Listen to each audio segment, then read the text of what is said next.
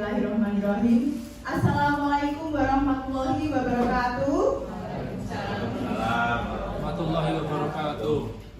Assalatu wassalamu ala asrofil anbiya'i wal mursalin wa ala alihi wa sahbihi ajmain amma ba'du. Yang terhormat Bapak Dr. Andes Muhammad Rafiq Afton selaku Kepala SMP Muhammadiyah Limakayan. Yang kami hormati Bapak Ibu Guru beserta karyawan staf TU. Puji syukur kita haturkan kepada Allah Subhanahu wa Ta'ala yang senantiasa memberikan rahmat serta hidayahnya sehingga pada hari ini kita dapat berkumpul dalam kegiatan diseminasi budaya positif aksi nyata calon guru penggerak angkatan 11 tahun 2024. Tak lupa sholawat serta salam kita sanjungkan kepada Nabi Agung kita Nabi Muhammad SAW yang selalu kita nantikan syafaatnya di hari akhir. Amin Allahumma amin. Pada kesempatan kali ini adalah hari yang sangat spesial, hari Jumat, hari spesial bagi seluruh umat muslim di dunia dan untuk kita semua. Pada hari ini kami, yang pertama saya Cherry Puspitasari, kemudian yang kedua ada Ibu Mutia Mafaza, dan yang ketiga ada Bapak Bagus Sudarto. Kami adalah calon guru penggerak angkatan 11 Kabupaten Pati yang hari ini akan memberikan pemahaman beserta penerapan pengalaman yang telah kami peroleh selama pendidikan guru penggerak ini dengan memberikan diseminasi budaya positif yang merupakan aksi nyata modul 1.4. Nah, Bapak Ibu masih semangat semua? Semangat? Santai saja Bapak Ibu, di sini kami bukan bermaksud untuk menggurui atau untuk menakut-nakuti Bapak Ibu, tidak, tapi kita di sini belajar bersama. Nah, apa yang kami peroleh selama beberapa bulan yang lalu itu nanti akan disampaikan di sini di forum ini kepada Bapak Ibu supaya semuanya Bapak Ibu guru semua juga mengetahui budaya positif di sekolah seperti itu. Nah, yang pertama ada sambutan dari Bapak Kepala Sekolah Bapak Dr. Andes Muhammad Rafiq Afton. Kami persilahkan.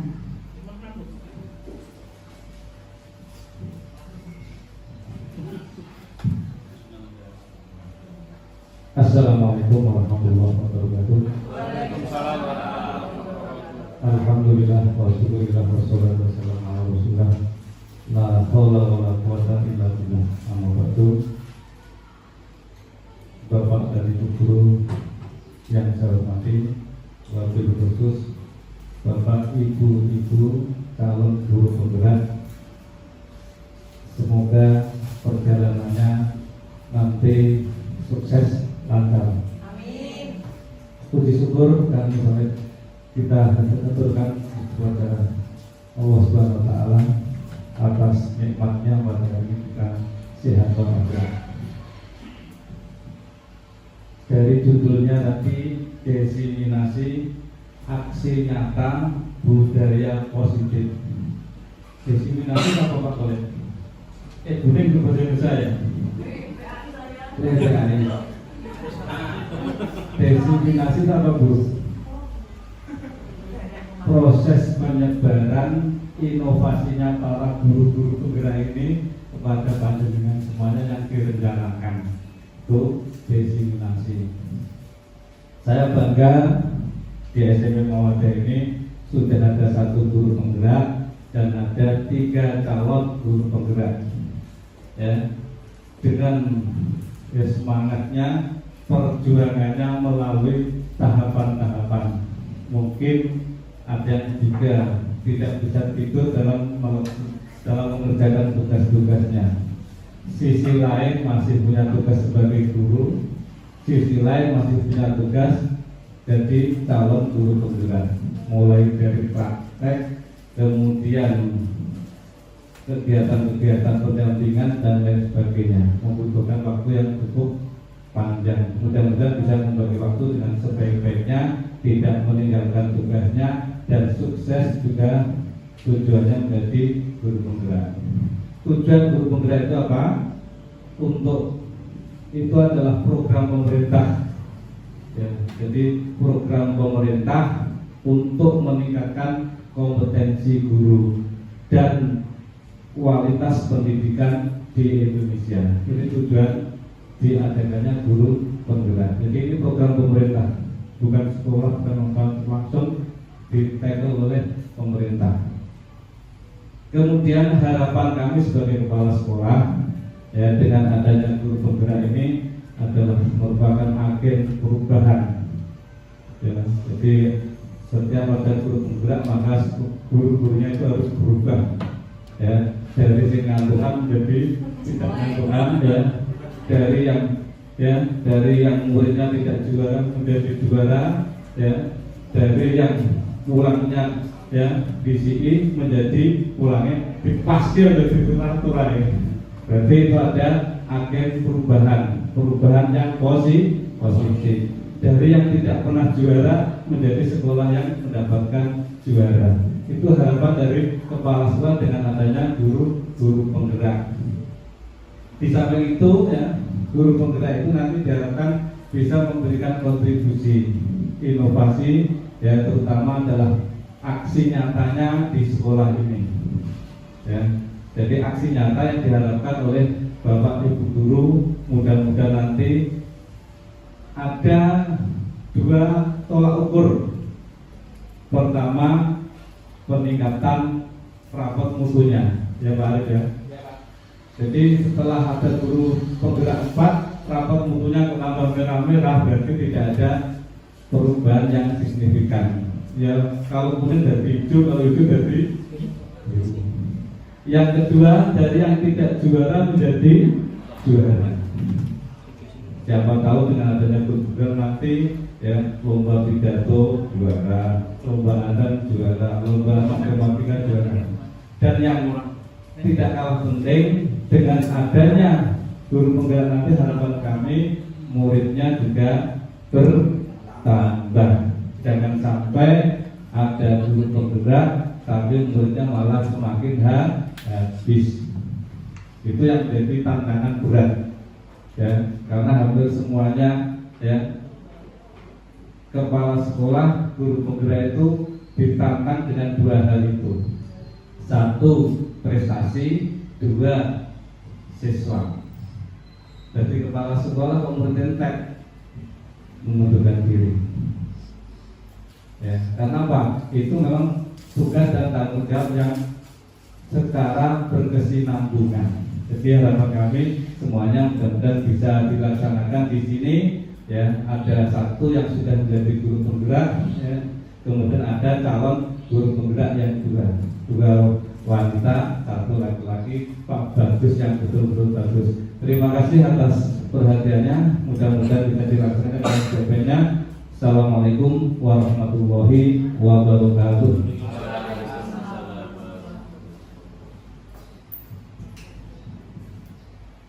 Terima kasih atas sambutannya Bapak Dr. Andes Muhammad Rafiq Afton. Terima kasih atas arahannya, tuntunannya, dan apresiasinya. Semoga di perjalanan pendidikan guru penggerak ini nanti berjalan dengan lancar, dan harapan Bapak Kepala Sekolah agar sekolah ini menjadi semakin maju juga akan terwujud. Amin. Bagaimana? Bapak Ibu masih semangat? Semangat. Kalau saya bilang, saya mengatakan SMP Muhammadiyah 5 Kaya pasti bisa, gitu. Bapak Ibu guru hebat, gitu ya. Ya. SMP Muhammadiyah 5 Kaya Pasti bisa. Bapak Ibu guru Hebat. tepuk tangannya mana Bapak Ibu semua. Nah,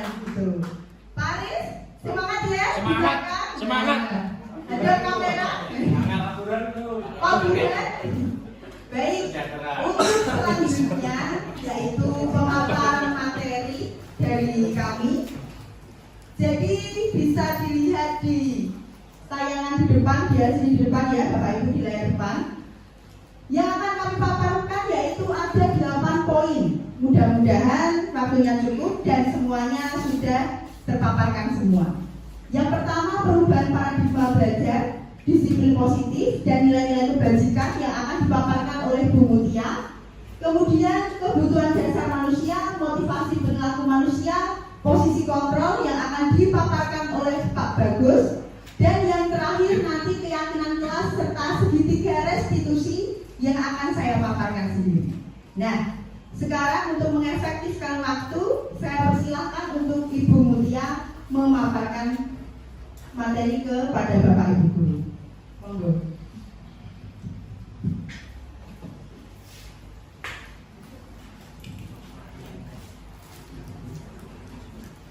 Terima kasih. Assalamualaikum warahmatullahi wabarakatuh. Yang terhormat Bapak Rafiq Afan selaku Kepala Sekolah, Bapak Ibu guru karyawan yang saya hormati. Terima kasih untuk kesempatan yang diberikan kepada saya pagi hari ini. Saya Mutia Mafaza, pembicara 1, calon guru penggerak KKS 11. Akan sedikit sharing saja ya tentang perubahan paradigma belajar, disiplin positif dan nilai-nilai kebajikan.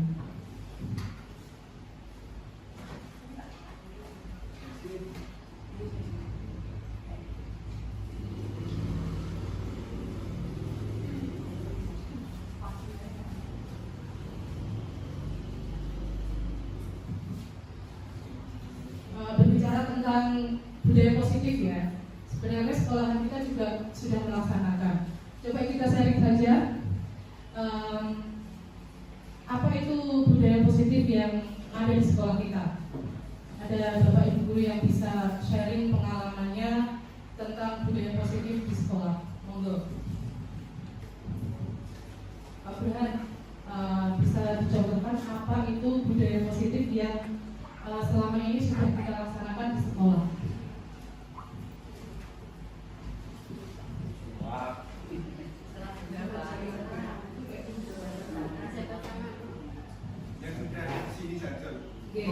Yang selama ini sudah kita laksanakan.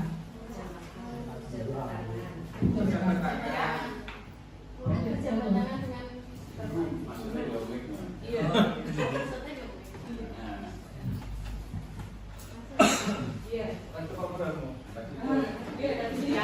Yang sudah berjalan di sini saja berdiri atau berdiri.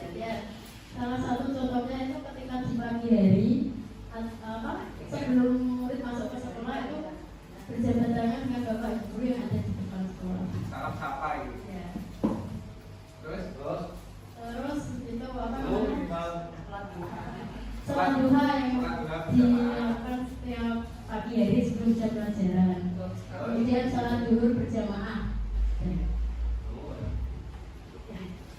Tepuk tangan Bu Mutia. Terima kasih. Karena tadi saya sudah menyebutkan Pak Burhan nih. Nanti kalau misalnya ada ide lain, Pak monggo.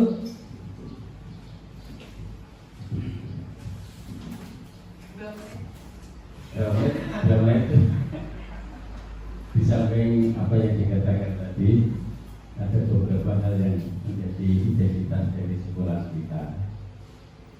Yang pertama adalah murid itu memang setelah sholat yang dilakukan setiap hari itu ada dampak positifnya di masyarakat.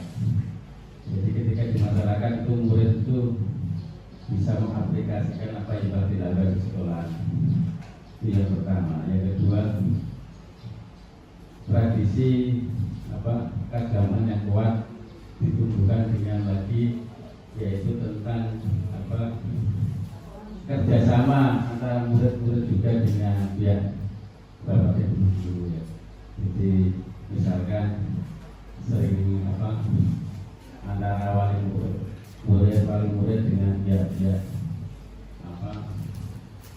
yang berkompeten itu akhirnya menjadikan sekolah ini menjadi lebih humanis.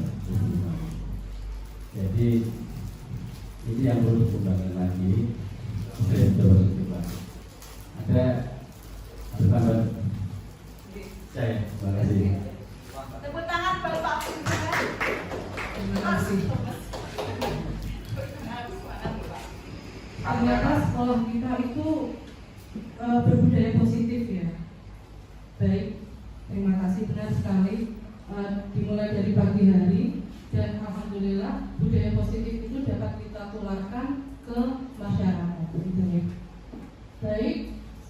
pertama kita akan sharing tentang pembelajaran paradigma baru. Apa itu? Adalah pembelajaran yang dirancang berdasarkan prinsip pembelajaran berdiferensiasi sehingga peserta didik belajar sesuai dengan kebutuhan berdasarkan tahap perkembangan sesuai teori psikologi modern untuk mewujudkan profil belajar Pancasila. Baik, pembelajaran yang sekarang ini lebih menunjukkan kepada apa kebutuhan siswa, yaitu pembelajaran yang berdasarkan kebutuhan siswa, yaitu pembelajaran berdiferensiasi, pembelajaran yang bukan menuntut tetapi menuntun, seperti orang tua menuntut anaknya. Jadi kita tidak boleh menuntut seorang anak harus bisa ini, tapi kita harus menuntun dengan pelan-pelan. Begitu untuk mewujudkan menjadi profil pelajar Pancasila. Baik, profil pelajar Pancasila itu sendiri terdapat 6 dimensi. Apa saja? Yang pertama adalah tentu saja yang pertama selalu beriman bertakwa kepada Tuhan Yang Maha Esa dan berakhlak mulia. Kemudian yang kedua adalah berkebinekaan global, kemudian bergotong royong, mandiri, bernalar kritis, dan yang terakhir adalah berpikir kreatif. Itu adalah tujuan dari pembelajaran berdiferensiasi, pembelajaran yang menuntun anak untuk mencapai kebahagiaannya, bukan menuntut, gitu ya.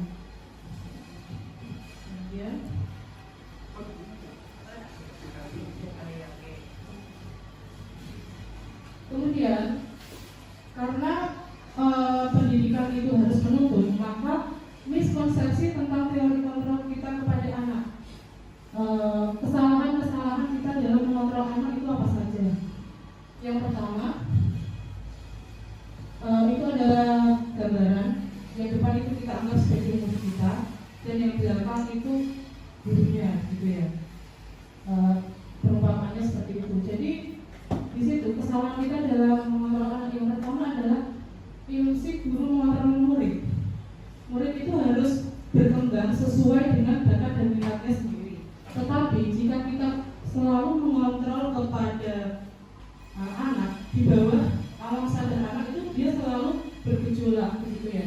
Dia tidak mempunyai motivasi untuk berkembang sendiri, tetapi dia melakukan suatu hal itu berdasarkan kontrol guru terhadap murid. Mungkin dalam suatu waktu murid itu akan melakukan apa yang guru itu inginkan, tetapi di dalam diri dia sendiri itu harus dia yang mengontrol dirinya untuk melakukan suatu hal. Kemudian yang kedua, ilusi bahwa kritik dan membuat rasa bersalah mampu menguatkan karakter. Jika seorang guru hanya bisa menyalahkan murid dan menuntutnya untuk menguatkan karakternya, kamu harus bisa A, B, C, sedangkan di dalam dirinya dia tidak menginginkan hal itu, maka kemungkinan anak itu akan berubah menjadi melawan, bukan melakukan apa yang guru itu suruh, gitu, apa yang guru itu katakan. Yang ketiga adalah ilusi bahwa orang dewasa berhak memaksa. Kita sebagai guru dianggap sebagai orang yang sudah dewasa. Kemudian kita menuntut siswa, menyuruh siswa melakukan suatu hal, tetapi sebenarnya di bawah alam sadarnya kembali lagi, siswa itu tidak ingin melakukan hal tersebut. Maka efek jangka panjangnya anak itu tidak dapat mengontrol dirinya, anak itu tidak akan melakukan apa yang guru itu lakukan. Yang baik adalah ilusi bahwa semua penguatan positif adalah dan bermanfaat. Nah, dari teori kontrol tadi kita harus mengubah stimulus respon menjadi pendekatan teori kontrol. Yang pertama, realitas atau kebutuhan kita sama, padahal ternyata realitas atau kebutuhan kita berbeda. Begitu juga anak itu kebutuhannya berbeda-beda, kemampuannya berbeda-beda. maka pembelajaran harus disesuaikan dengan bakat minat dari anak tersebut. Kebutuhan siswa A dan kebutuhan siswa B itu ternyata berbeda. Bakat siswa A dan siswa B itu ternyata berbeda. Kemudian karena siswa berbeda, kesalahan kita adalah semua orang melihat hal yang sama, padahal setiap orang memiliki gambaran yang berbeda-beda. Karena tadi di awal bakat dan minat anak itu ternyata berbeda-beda. Jadi ketika kita memberikan pengajaran, ketika kita memberikan materi itu kita bisa melakukan sesuai dengan bakat dia. Ketika dia itu seorang pembelajar yang audio, berarti kita dapat memberikan berarti dia itu belajarnya dengan menggunakan lebih condong ke suara. Atau ketika dia itu adalah visual, maka kita dapat memberikan sebuah gambaran materi yang menarik bagi anak. Kemudian kita mencoba mengubah agar pandangan sama dengan kita. Itu sama dengan kita memaksakan kehendak kita, bukan menuntun, tetapi kita memaksa. Yang benar adalah kita berusaha memahami pandangan orang lain dengan dunia. Kita berusaha melihat bakat dan minat anak, karena bakat dan minat anak sekali lagi adalah berbeda. Kemudian yang selanjutnya, hal yang salah yang kita pandang adalah perilaku buruk sebagai suatu kesalahan. Padahal semua perilaku memiliki tujuan. Anak berperilaku A misalnya, tentu dia memiliki tujuan. Misalnya apa kebutuhan dasar dia yang tidak tercukupi. Misalnya dia sering membuat kegaduhan di kelas misalnya. Kenapa? Karena dia ingin mendapatkan perhatian dari gurunya, karena mungkin dia di rumah tidak mendapatkan perhatian. Ada kebutuhan dasar dia yang belum terpenuhi. Kemudian orang lain bisa mengontrol saya, padahal hanya Anda atau hanya anak itu yang bisa mengontrol dirinya sendiri.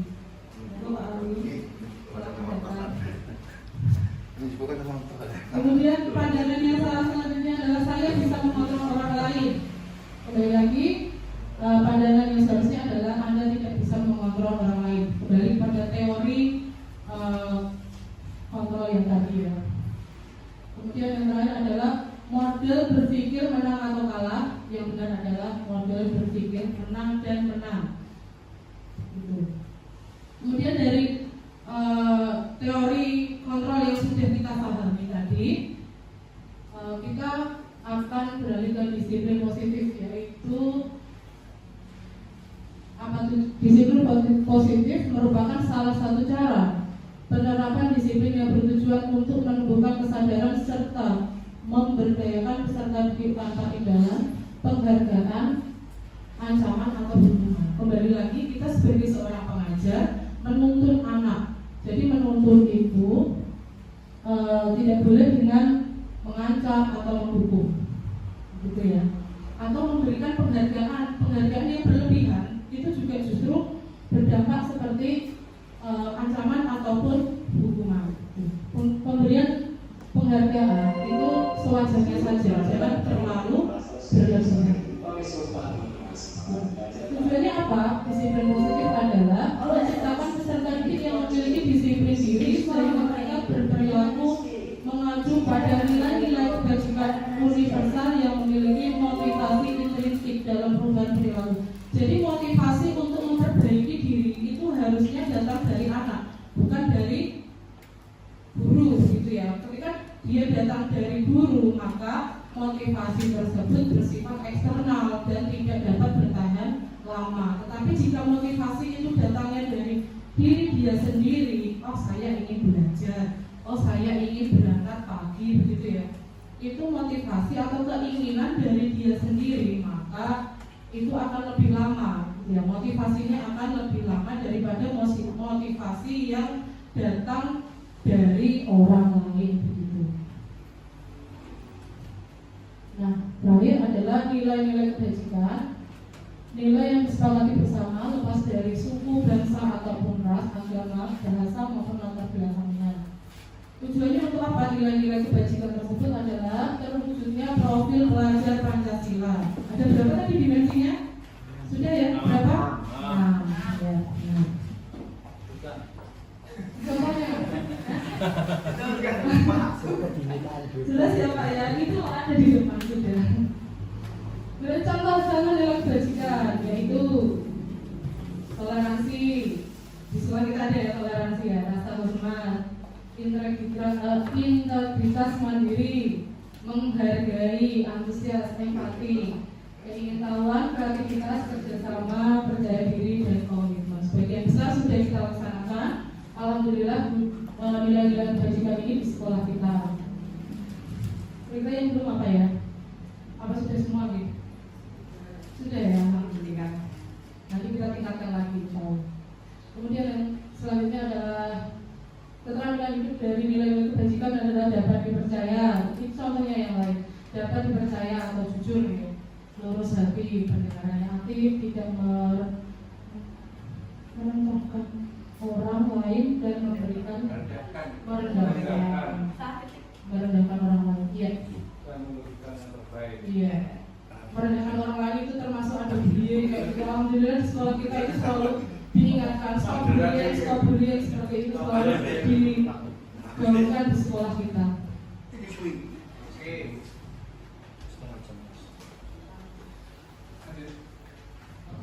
Itu adalah materi yang dapat saya share pada pagi hari ini.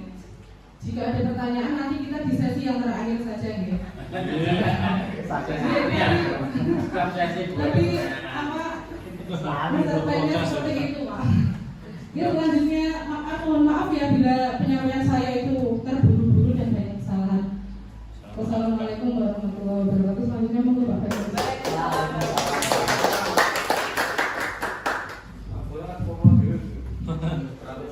Assalamualaikum warahmatullahi wabarakatuh. Saya hormati Pak Taufik selaku Kepala SMP Muhammadiyah Bengkayet dan Bapak Ibu guru dari SMP Muhammadiyah Bengkayet dan tidak lupa staf TU yang saya hormati. Baik, di sini saya akan melanjutkan materi yang selanjutnya yaitu kebutuhan dasar manusia. Kebutuhan dasar manusia adalah segala sesuatu yang kita lakukan untuk mendapatkan yang kita inginkan. Kebutuhan dasar. Seluruh tindakan yang kita lakukan memiliki tujuan tertentu, dan semua usaha terbaik yang kita lakukan adalah dalam rangka agar kebutuhan dasar kita terpenuhi dengan baik. Itu yang bersangkutan dengan kebutuhan dasar manusia. Lanjut Bu. Ini 5 kebutuhan dasar manusia. Yang pertama yaitu bertahan hidup. Contohnya seperti makanan, pakaian, tempat tinggal, keamanan, dan kesehatan. Yang kedua, kasih sayang dan merasa diterima. Itu yang kedua.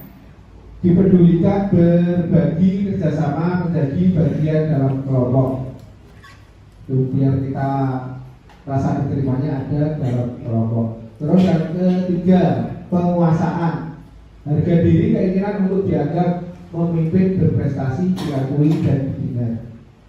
Sekarang keempat, kebebasan, mandiri, memiliki pilihan, mencoba hal baru, mampu mengendalikan arah dirinya. Terus yang kelima, kesenangan. Setiap manusia pasti ada kesenangan. Yang terakhir, bermain, humor, antusiasme, tertawa. Itu yang terakhir, 5 kebutuhan dasar manusia. Lanjut.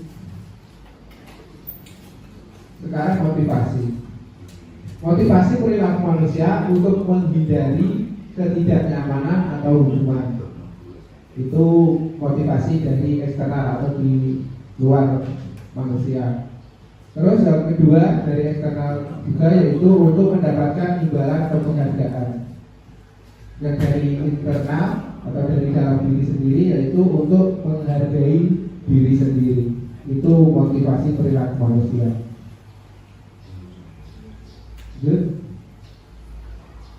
Menurut Ki Hajar Dewantara, merdeka itu artinya tidak hanya terlepas dari perintah, akan tetapi juga cakap buat memerintahkan diri sendiri. Sedangkan motivasi internal menciptakan disiplin positif dan sikap merdeka.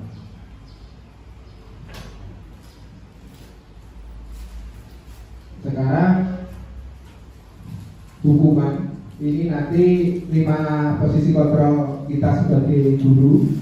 Nanti mungkin ini yang agak menarik untuk kita diskusikan.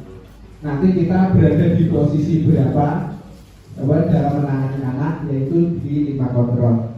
5 itu diantaranya yang pertama yaitu hukuman, kedua konsekuensi, yang ketiga institusi. Hukuman tidak terencana, tiba-tiba murid tidak tahu apa yang akan terjadi, tidak dilibatkan, bersifat satu arah berupa hukuman fisik atau psikis.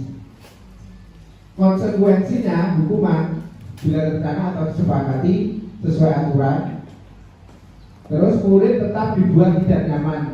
Sikap guru selalu memonitor murid. Sedangkan institusi proses menciptakan kondisi bagi murid untuk memperbaiki kesalahan.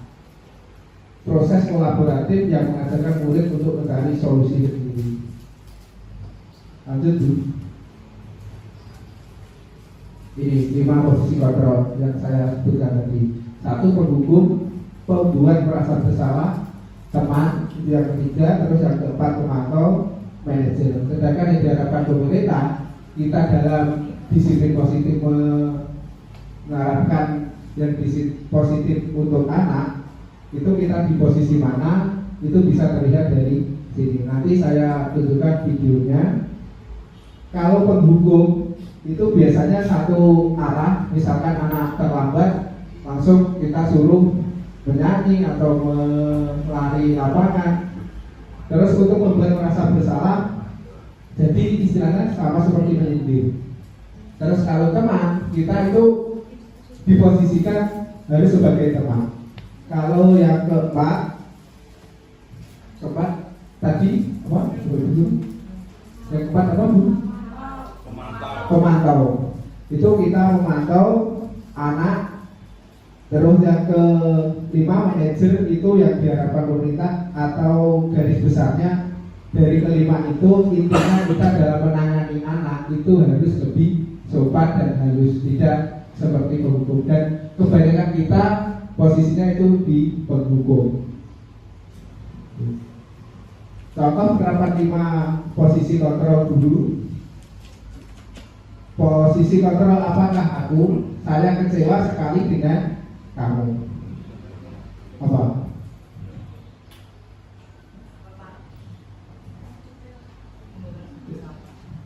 Tidak, saya tunjukkan langsung saja video saja.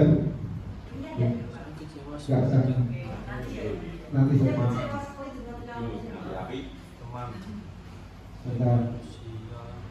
Dari video ini nanti ya.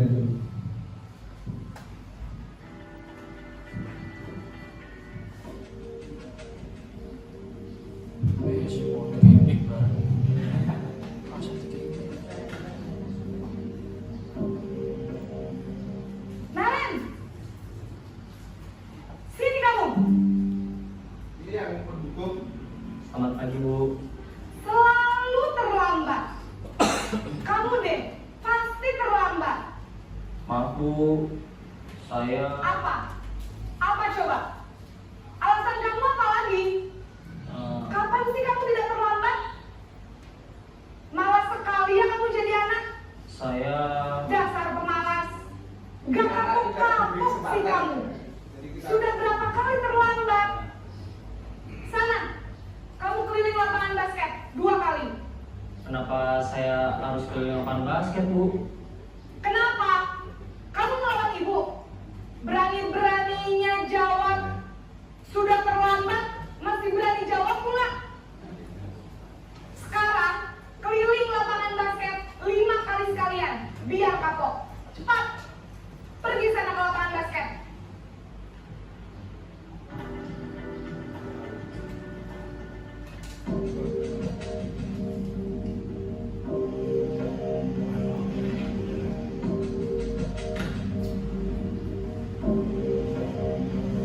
Naren!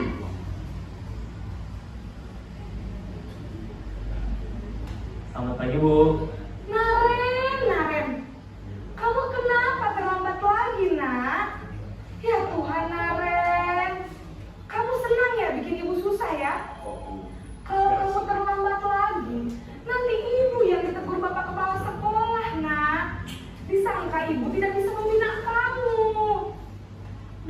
gimana ini? Maaf Bu. Duh Gusti Naren. Kamu suka ya kalau ibu ditegur bapak kepala sekolah? Terus, sekarang ibu harus tulis apa yang di buku absen? Ini kamu sudah sering terlambat loh. Ibu harus apa coba? Maaf Bu. Maaf sekali. Ya sudah, lain kali jangan bikin ibu susah lagi ya nak ya. Ibu tidak akan kuat lagi kalau kamu begini terus. Bisa jantungan kalau ibu ditegur bapak kepala sekolah. Sana cepat ke kelas. Maaf ya Bu. Maaf sekali.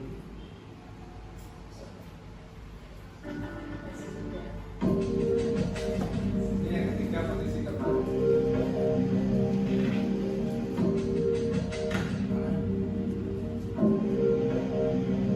Naren!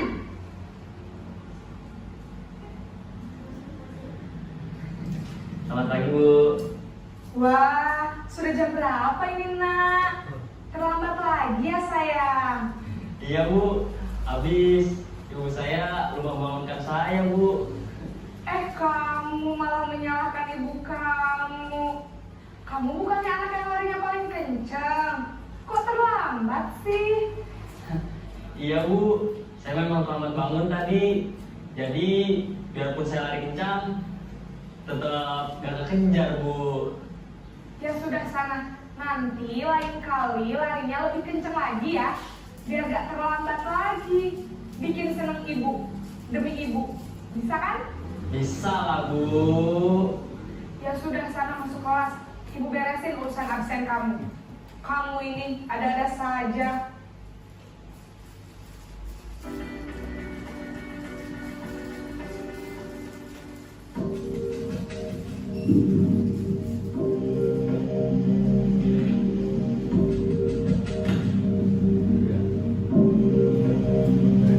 Naren!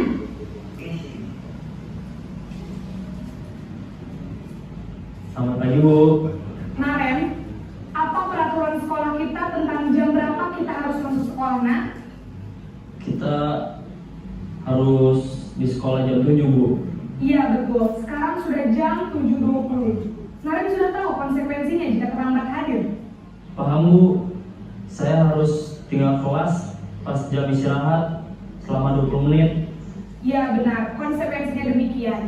Jadi nanti jam 9.30 pas istirahat, kamu harus tinggal di kelas, kerjakan tugas tambahan untuk ketertinggalan kamu, ya? Baik Bu.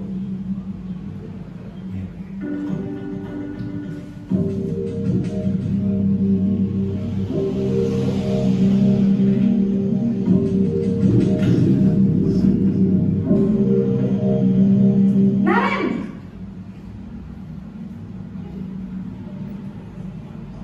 Selamat pagi Bu. Selamat pagi Naren. Maaf Bu, saya terlambat. Iya, sekolah masuknya jam 7, sekarang sudah jam 7.20. Jadi sekarang bagaimana ini Naren?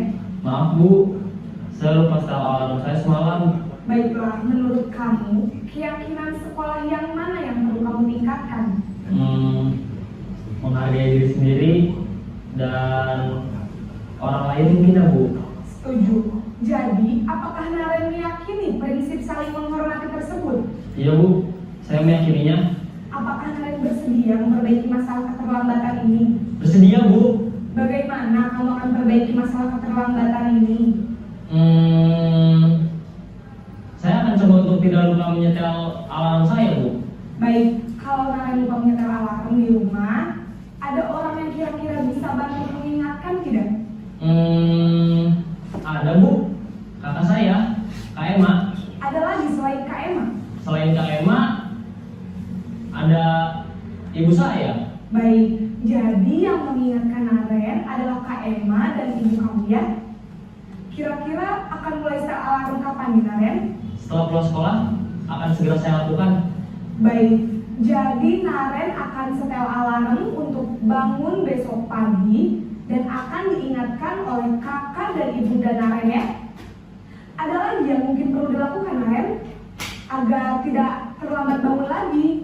Tidak ada Bu. Baik Naren, terima kasih untuk kerjasama kamu. Sekarang kamu perlu kembali ke kelas untuk belajar. Baik Bu, terima kasih. Baik, itu tadi contoh penanganan anak terlambat ada 5 nih. Jadi kita berkata pada diri sendiri, kita sudah di posisi mana dalam menangani anak. Jadi intinya kata-katanya dari diseminasi positif ini harus lebih halus, terus anak itu ditenangkan dulu, jangan main ambil getak terlebih dahulu.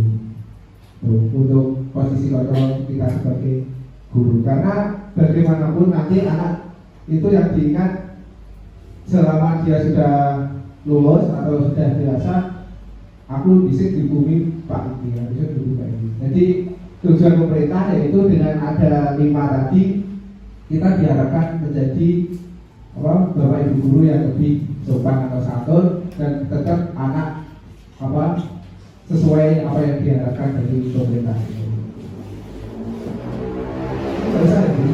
Itu saja, karena intinya tadi 5 posisi kontrol kita itu. Selanjutnya akan dilanjutkan oleh Bu Jenny, materi yang tinggal 2 tadi. Saya akhiri, wassalamualaikum warahmatullahi wabarakatuh.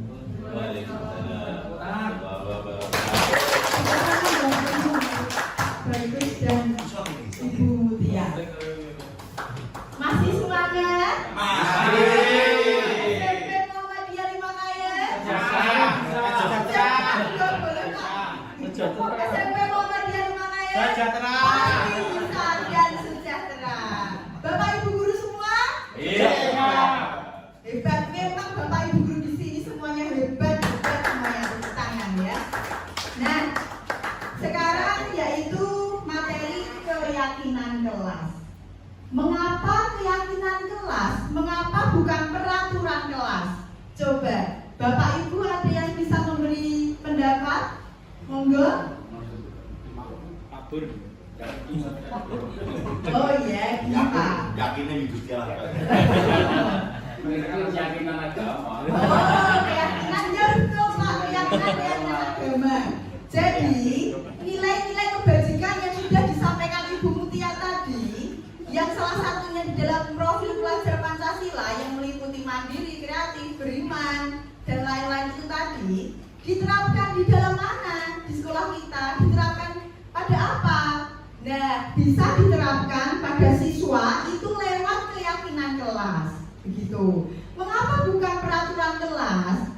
Karena kalau peraturan sekolah, misalnya peraturan sekolah atau peraturan kelas, yang membuat siapa Pak Burhan? Sekolah. Tapi kalau keyakinan kelas, berarti kesepakatan antara siswa dan guru. Nah, kenapa perlu diyakini? Seperti yang dibilang Pak Burhan tadi, Pak Burhan mengatakan kalau beriman yakin ya pada Tuhan. Nah, itu juga ibaratnya kalau di kelas, kalau siswa sudah meyakini apa nilai-nilai kebajikan yang harus diyakini, nah itu pasti juga akan berjalan. Misalnya dengan saling menghargai. Nah, ini nanti saya akan bahas. Nah, ini adalah di sebelahnya itu keyakinan kelas 9A yang sudah saya buat. Pak Bagus dan Ibu Mutia juga sudah membuat keyakinan kelas di kelasnya masing-masing. Nah, keyakinan kelas itu tadi kan nilai-nilai kebajikan. Prosesnya bagaimana membentuk keyakinan di dalam kelas? Nah, membentuk keyakinan di dalam kelas, anak-anak saya suruh untuk mencatat satu peraturan yang mereka inginkan di kelas pada sticky note. Sticky note tahu ya Pak, pos itu loh, kertas kecil-kecil warna-warni. Nah, kemudian nanti satu persatu anak menempelkan keinginan peraturan kelasnya di depan di papan tulis yang sudah disediakan. Setelah itu mereka tempelkan semua.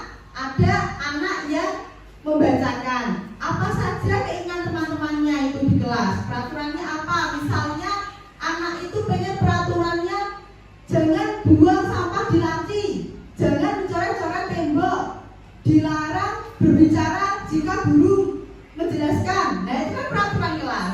Nah, tetapi kalau keyakinan kelas itu diubah menjadi kalimat yang positif. Dilarang buang sampah di kelas, berarti kalimat positif Misalnya, Buanglah. buanglah sampah pada tempatnya, atau menjaga kebersihan misalnya.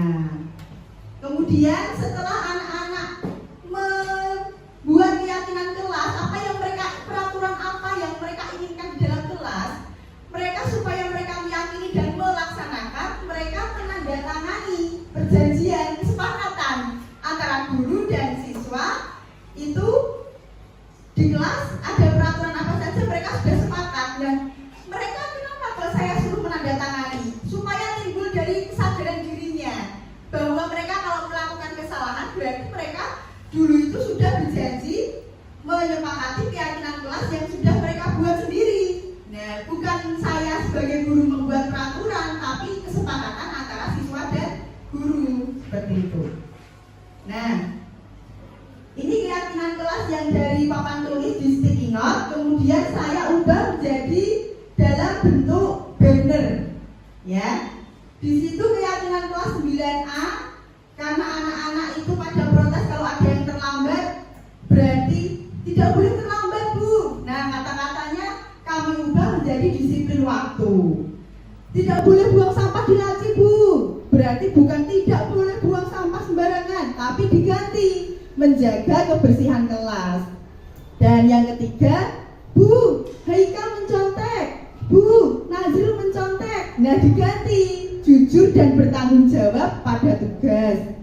Kemudian apabila anak-anak tidak mau bekerja sama dalam kelompok, berarti kata kalimat positifnya keyakinan kelasnya bergotong royong dan saling menghargai. Kemudian anak-anak aktif dan kreatif dalam pembelajaran, serta keyakinan kelas kami yang terakhir yaitu berpakaian rapi dan lengkap sesuai hari. Ada tulisannya, kami siswa kelas 9A dan Bapak Ibu Guru meyakini akan beberapa hal di atas dan telah kami sepakati bersama. Nah, ini yang seperti dibilang Ibu Mutia tadi, jadi menumbuhkan kesadaran diri, motivasi dalam diri anak. Bukan anak melakukan karena nanti takut dihukum, tapi memang sudah dengan sendirinya nanti kesadaran dari dalam diri mereka. Nah, mungkin ada Bapak Ibu yang begini, Bu, peraturannya keyakinan kelasnya kok cuma 6. Keyakinan kelas ini memang dibuat simpel, tidak seperti peraturan sekolah yang mungkin banyak, ada di set di beberapa kelas, tapi keyakinan kelas ini harus mudah diingat. Karena harus mudah diingat, maka sedikit saja, mungkin 6-8 keyakinan kelas saja, supaya lebih sering diingat oleh peserta didik. Seperti itu. Nah, ini adalah keyakinan kelas, dan setelah saya menyepakati bersama anak-anak keyakinan kelas yang sudah kami buat, kemudian saya mencetaknya di banner ini nanti, kemudian mencetak di banner dan nanti akan ditempelkan di kelas. Nah, Pak Bagus dan Ibu Mutia juga sama, mereka juga menempelkan di kelasnya masing-masing. Seperti itu. Ini contoh keyakinan kelas. Nah, kemudian lanjut keyakinan kelas ini, yang perlu diketahui Bapak Ibu semua dalam menyusun keyakinan kelas ini. Jadi keyakinan kelas ini berdasarkan dari nilai-nilai kebajikan yang sudah disampaikan Ibu Mutia tadi. Misalnya saling menghargai, jujur, bergotong royong, sifatnya abstrak, kata-katanya abstrak. Nah, biasanya kan dilarang coret-coret tembok, itu kan nyata. Nah, tapi kalau keyakinan kelas itu sifatnya abstrak kata-katanya. Segitiga restitusi. Yang terakhir, materi kita terakhir yaitu segitiga restitusi. Bapak Ibu ada yang pernah dengar kata restitusi? Oh, barisan, sama Pak. Jadi sebelum mengikuti guru pendidikan guru penggerak, saya juga belum pernah mendengar kata restitusi. Masih asing lah, pernah tapi masih asing. Nah, ternyata segitiga restitusi ini adalah cara terbaik untuk menyelesaikan permasalahan pada siswa. Karena kalau segitiga restitusi itu menyelesaikan permasalahan dari dalam diri siswa. Tapi kalau lewat hukuman atau konsekuensi itu berarti dari motivasi eksternal. tadi ada contoh ya. Ada contoh seorang anak tidak piket. Nah, kemudian ditanya kenapa tidak piket? Karena lebih senang main game, Bu. Itu. Nah, itu adalah punya alasan. Kita ada di sini kita pelajari 3 langkah restitusi dulu. Yang pertama, menstabilkan identitas. Contoh langsung saja ya Bapak Ibu, contoh kalimatnya. Misalnya dengan berbuat salah itu wajar. Nah, bilang sama anak gitu. Kata Pak Andre sudah melakukan sampai proses itu. Ya memang sebenarnya secara tidak sadar kita sudah melakukan restitusi ini Bapak Ibu. Tapi mungkin belum sampai tahap sempurna, sampai keyakinan telat, menanyakan keyakinan. Nah, mungkin Pak Andre pernah mungkin sampai di langkah-langkah ini atau memvalidasi tindakan. Ibu Bapak juga pernah melakukan itu. Jadi kita nyium-nyiumi anak dulu pertamanya. Kita panggil anak, kita tanya mereka melakukan kesalahannya bagaimana, tapi kita nyium-nyiumi dulu. Kemudian validasi tindakan yang salah. Ini ada alasan dari anak. Alasannya kenapa kok datang terlambat. Nah, itu berarti pasti anak punya alasan kenapa dia terlambat. Itu hubungannya pada 5 kebutuhan dasar manusia itu tadi. Misalnya, oh ibunya sedang ke pasar, jadi sarapannya terlambat. Nah, itu juga kan anak itu berangkat sekolah pengennya perutnya kenyang. Nah, seperti itu. Jadi kita itu juga harus memahami kebutuhan dasar anak. Anak-anak kita itu apa saja. Kita harus memahami itu. Yang terakhir, menanyakan keyakinan kelas kita. Menanyakan keyakinan. Pada saat restitusi, segitiga restitusi yang bagian terakhir yaitu kita tanyakan dengan keyakinan kelas yang sudah kita buat nanti. Kita tanyakan apa saja keyakinan kelas kita. Berarti nilai-nilai apa yang sudah kita sepakati. Dan keyakinan apa yang belum sesuai dengan harapan kita. Nanti dengan sendirinya anak itu akan sadar, oh ternyata saya itu sudah bertindak tidak sesuai dengan keyakinan kelas kita. Nah, saya putarkan sebentar contoh segitiga restitusi yang sudah saya terapkan bersama teman-teman saya. Yang ini dokumentasi milik saya, Pak Bagus juga ada, Bu Mutia juga ada. Yang belum kamu tunjukkan Mega atas masalah ini. Oh gitu ya, baik. Memang main game itu adalah hal yang kamu sukai. Tapi apakah kamu tahu kalau bermain game seperti tadi itu pas waktu tiket jadi merugikan orang lain? Iya Bu, mereka bekerja sendiri tanpa bantuan saya. Nah, itu kamu tahu. Jadinya ada yang dirugikan kalau misalnya kamu bermain game, teman kelompok tiket, mereka pikirnya semakin lama. Ada pihak yang dirugikan, ya kan? Iya Bu, saya akui saya salah. Saya minta maaf Bu. Nah, sekarang coba sebutkan keyakinan kelas yang sudah kita percayai. Disiplin waktu, bertanggung jawab pada tugas, menjunjung nilai gotong royong. Ya, bagus. Lalu, apakah perilaku kamu dengan tidak piket itu sudah mencerminkan keyakinan kelas kita? Belum Bu, tindakan saya belum menunjukkan keyakinan kelas. Keyakinan kelas apa yang belum kamu tunjukkan, Mega, atas masalah ini? Saya belum menunjukkan kelas bertanggung jawab pada tugas dan nilai gotong royong.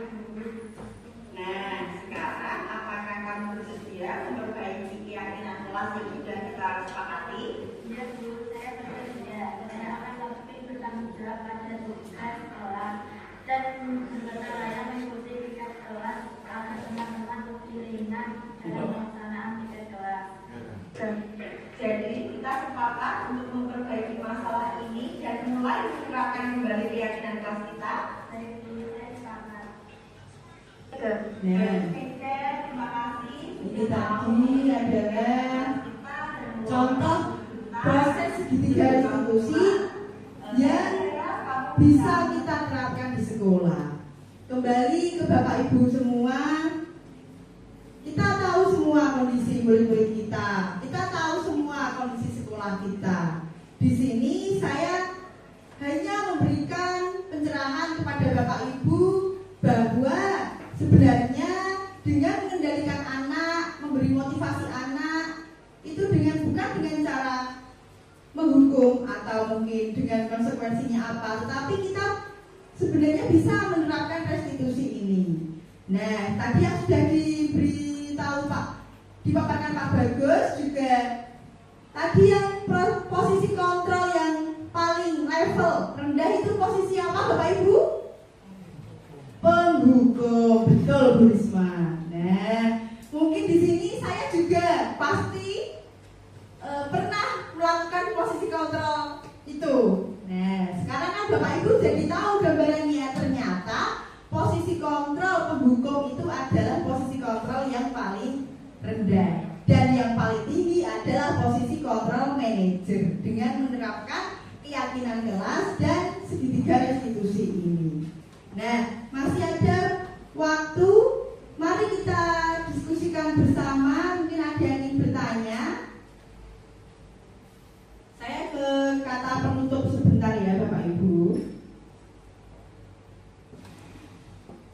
Nah, dari yang dipaparkan oleh teman-teman saya tadi, rekan-rekan saya, jadi dalam penerapan program disiplin positif, hendaknya guru itu memiliki standar kepribadian profesional dan sosial yang dimana guru mampu merefleksi dirinya dalam posisi kontrol saat ini. Bagaimana perjalanan dirinya sebagai manajer atau among yang menuntut murid-muridnya menjadi insan yang lebih mandiri, merdeka, dan bertanggung jawab. Karena perlu diketahui murid-murid kita itu memiliki kodratnya masing-masing. Mereka terlahir dalam kodrat alam dan kodrat zamannya. Mereka, kalau saya terlahir di tahun 1994, murid-murid saya terlahir di tahun 2000-an, itu sudah berbeda zamannya. Perlu Bapak Ibu ketahui seperti itu. Nah, monggo sekarang Bapak Ibu jika ada yang ingin sharing pengalaman atau bertanya atau mungkin memberikan saran kepada teman-teman, saya persilahkan. Oke, Pak Burhan, monggo Pak.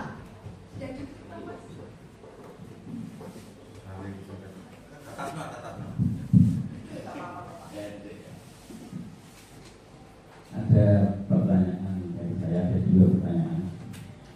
Yang pertama adalah tadi mengenai kontrol. Yang dipaparkan tadi adalah usaha kontrol secara langsung. Maksudnya Bapak Ibu guru mengontrol murid secara langsung. Dari paparan di atas. Yang saya maksud adalah bagaimana menghadapi murid, cara mengontrol secara online. Dalam artian ini, permasalahan murid itu tidak cuma sekedar ketika ada di sekolah, di kelas, tapi juga ketika di media sosial. Jadi banyak murid juga bertengkar di media sosial. Terus dampak negatif murid karena pengaruh media sosial itu, misalkan contohnya kesukaannya kurang, disiplin belajarnya kurang dan sebagainya, itu kan banyak. Nah, bagaimana cara mengatasinya itu juga penting, tidak hanya sekedar ketika kita di sekolah itu. Itu yang pertama. Yang kedua adalah keyakinan kelas. Keyakinan kelas tadi itu anak atau siswa diharapkan bisa menyelesaikan masalahnya sendiri. Intinya kan di situ. Tapi yang jadi masalah, atau saya ingin tahu bagaimana cara mengukur keberhasilan keyakinan kelas itu. Kalau misalkan di peraturan sekolah kan kita bisa memberi sanksi-sanksi. Kalau keyakinan kelasnya tidak ada sanksi-sanksinya. Jadi pertanyaan saya, bagaimana cara mengukur keberhasilan keyakinan kelas? Demikian juga dari dua pertanyaan dari Assalamualaikum warahmatullahi wabarakatuh. Waalaikumsalam warahmatullahi warahmatullahi wabarakatuh. Terima kasih, tepuk tangan untuk Pak Burhan. Monggo Pak Bagus akan memberikan jawabannya. Oke, terima kasih. Pertanyaan dari Pak Burhan tadi, yang pertama saya akan mencoba menjawab, yaitu bagaimana menghadapi murid yang bermasalah secara online. Gitu deh Pak. Oke.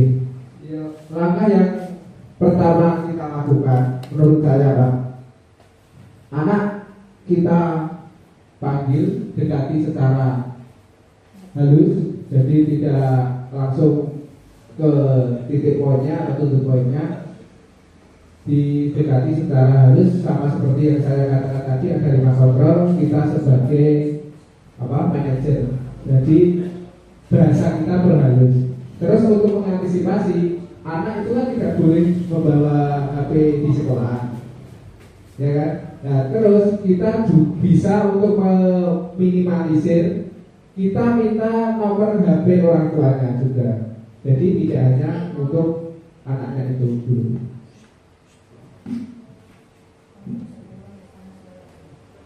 Terus untuk setelah kita meminta nomor HP-nya, kita juga harus berkoordinasi dengan orang tuanya, Pak. Bagaimana anaknya terus dikontrol juga, karena bagaimanapun anak di rumah itu juga tanggung jawab orang tua kalau di sekolah kita. Benar. Tapi misalkan itu dilakukan di rumah, kalau orang tuanya tidak ada hal yang dilakukan, berarti ya kita menanginya di sekolah saja. Kalau di sekolah kita tidak, dia tidak melanggar, ya kita jangan memberi hukuman atau apa, ya kita dekati secara personal, bahwa kita beritahu bahwa itu hal yang kurang baik untuk dilakukan. Itu jawaban dari saya Pak. Mungkin dari teman-teman ada yang menambahkan atau saran. Bagaimana Pak? Terus ada juga keyakinan kelas anak menyelesaikan masalah sendiri. Bagaimana mengukur keberhasilan keyakinan kelas.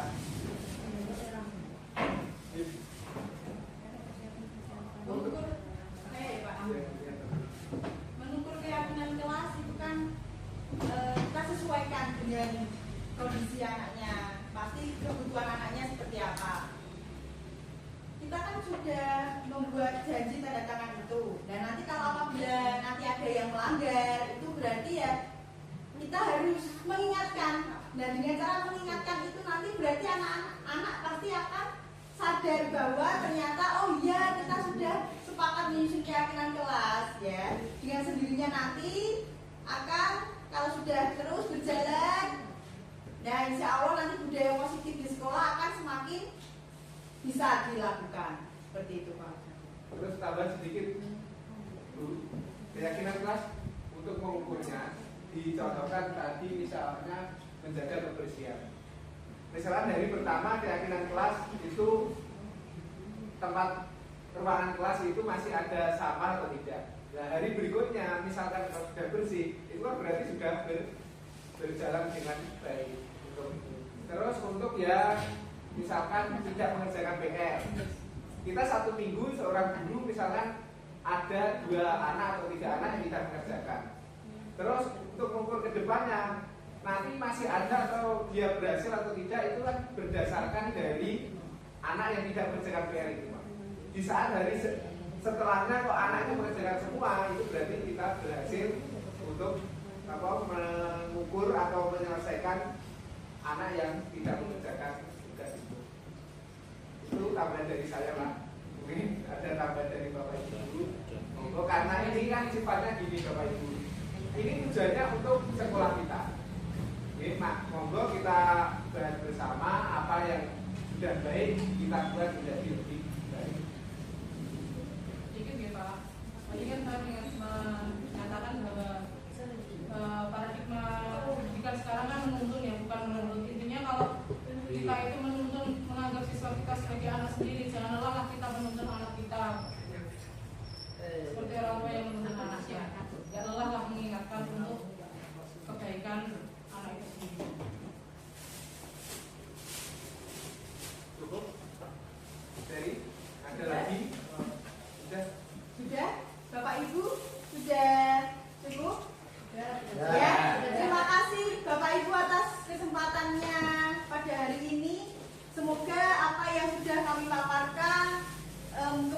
menjadi sekolahan ini menjadi lebih baik dan menerapkan budaya positif di sekolah. Pada Bapak Ibu guru juga saya harap bisa menerapkan budaya positif ini di sekolah secara bersama, kompak, dan demi murid-murid dan kemajuan sekolah kita.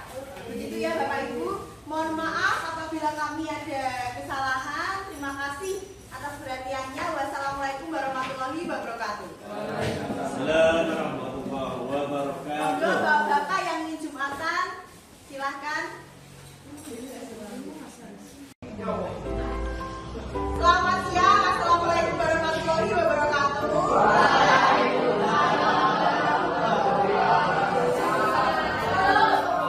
Masih semangat semuanya? Bagus. Hari ini sebelum kita mulai pelajaran, kita akan menyusun kesepakatan kelas kita dulu, kelas 9A. Dan kesepakatan kelas ini kita berbicara mengenai kesepakatan kelas. Saya mau tanya dulu kepada kalian, peraturan apa yang sudah ada di sekolah atau di kelas kita? Coba siapa yang bisa angkat tangan? Ya, siapa peraturannya di sekolah kita? Ya, Dimas? Dilarang membolos. Dilarang membolos, pintar, bagus. Apa itu? Oh, jangan saling membuli, Rian, bagus. Apa itu? Dilarang merokok, tidak boleh membawa minuman keras. Ya, itu adalah peraturan di sekolah kita. Ya, pasti apa Pak? Ya Pak, betul, bagus. Nah, itu adalah peraturan di sekolah kita atau di kelas. Tapi namanya peraturan itu berarti yang buat guru dan muridnya apa gurunya saja? Gurunya saja. Kalau peraturan itu. Jadi sekolah itu membuat peraturan ini, gitu ya Pak? Di sekolah membuat peraturan ini dan hanya disetujui oleh satu pihak saja. Tetapi kita ini akan membuat kesepakatan kelas. Kalau kesepakatan kelas itu berarti persetujuan antara guru dan murid.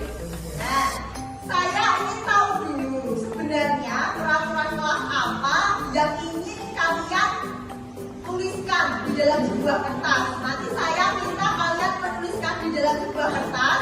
Kalian ini ingin peraturan apa yang ingin disepakati di kelas? Ya, satu saja. Kalian menuliskan satu peraturan di kelas. Menurut kalian ini ingin peraturan yang seperti apa? Kenapa? Silakan dibagi.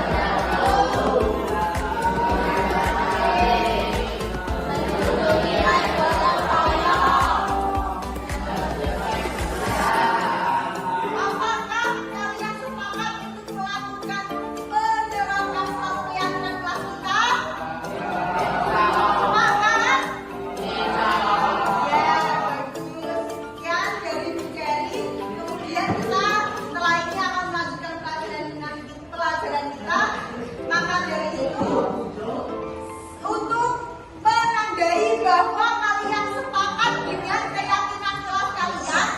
Bu Cherry minta kalian tanda tangan semuanya, satu kelas tanda tangan bahwa kalian ini sudah berjanji untuk melaksanakan keyakinan kelas. Berarti kalau kalian ini sudah jujur dan aktif, berarti kalau mengerjakan tugas ulangan juga harus mengerjakan sendiri. Nah, itu harus kalian yakini. Kalau kalian sudah tanda tangan, berarti kalian sudah yakin pada kesepakatan kita kan. Gitu ya, paham? Ya, kita dari Bu Cherry. Wassalamualaikum warahmatullahi wabarakatuh. Bye.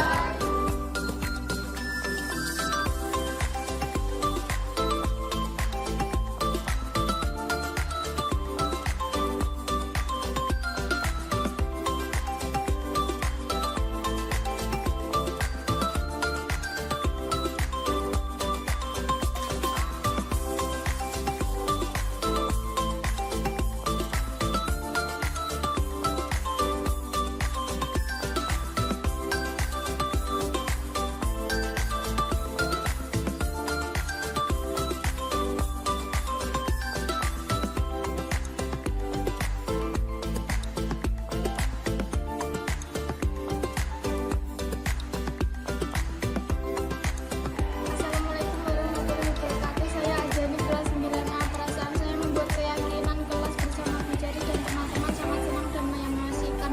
Dengan adanya keyakinan kelas, saya akan berusaha lebih untuk menerapkan nilai-nilai kebajikan seperti selalu jujur dan tanggung jawab pada diri. Assalamualaikum warahmatullahi wabarakatuh. Saya Aini kelas 9A.